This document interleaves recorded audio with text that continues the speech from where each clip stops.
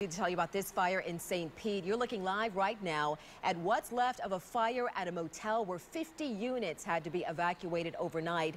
Our crews on the scene are just now getting an update from fire crews out there. They tell us the fire alarms went off at the Empress Motel Efficiencies on North MLK around 3:30 this morning. Now, apparently 2 mattresses that were outside that motel caught fire. They don't know right now what happened, if those fires were intentionally set, but the fire did damage an employee's unit and a second unit, but luckily nobody was hurt. Investigators, as you can see right there, they're on the scene. They're looking into the cause, and they're also checking to see if this fire was suspicious.